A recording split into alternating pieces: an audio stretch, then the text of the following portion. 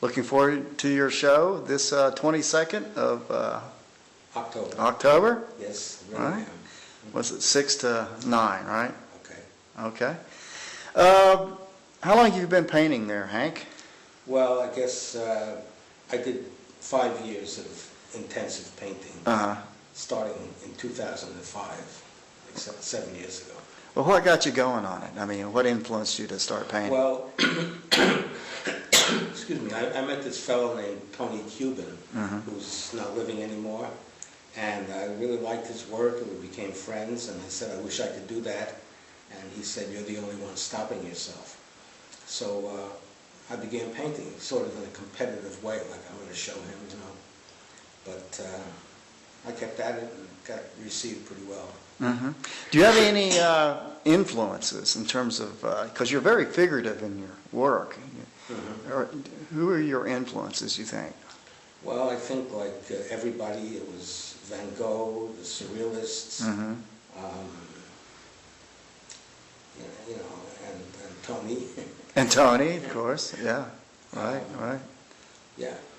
You know, on the surface, there's been a lot of feedback on your work in terms of there's a certain shock value, you know, and, or that it's sexually provocative, right?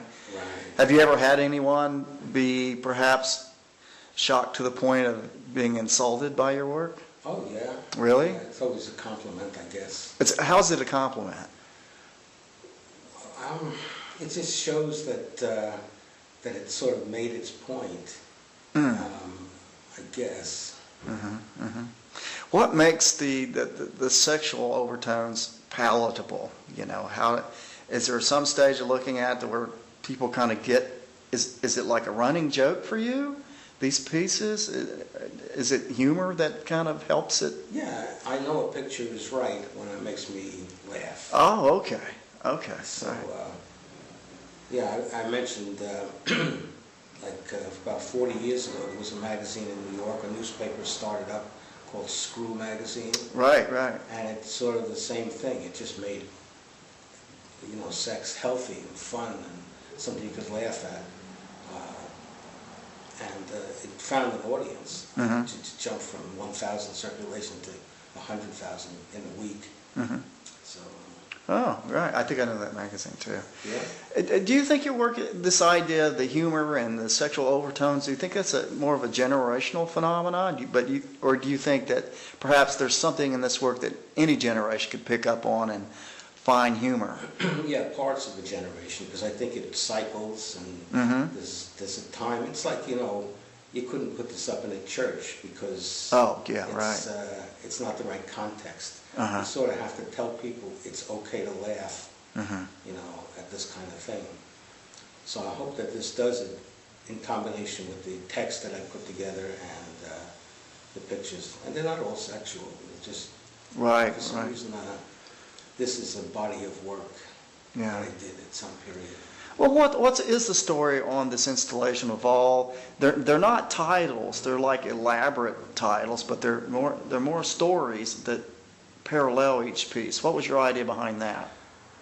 Well, I'm trying to make it into a narrative across the room, and so I've been trying different modes of voice and character, whether it should be told by a woman, it might be more palatable, or so anyhow, I'm thinking now to call it My Sister's Tweets, and she's a slut, and she's writing this, making these tweets, and I'm supposed to, I'm the artist, I'm supposed to illustrate it. Oh. So that's what I'm toying with now. I don't know how it's going to come down. Interesting, yeah. Now, any philosophers that have influenced your thinking about your making? You know, any... Well, you know, I've come through the usual philosophers from Abraham Lincoln to the Eastern people. You know. Yeah. So Sigmund Freud? Not Any really. of that? Not so much? No. Okay. Well, you know, back in the day, and I guess it was in 1957, there was this group called the Situationists, and they had their manifesto, like most groups. And one of the tasks for them to communicate their ideas to the general public was to kind of take all that verbiage and condense it into one sentence, and that would be kind of like a running slogan for the overall idea, or even a mantra in some ways. If we condensed everything you did or have done in this show and the ideas of your visuals, what would that sentence represent? What would it be? Well, I think the overall title of the show might be this quote by Woody Allen, who said, "Love between two people is a wondrous thing. Between five people, it's even better." So, okay. I think that sums it up. All right, Hank. Well, I look forward to seeing the show, and hopefully we'll get a lot of people to come out and support what you got going on here. Okay, thank you, Larry. All right.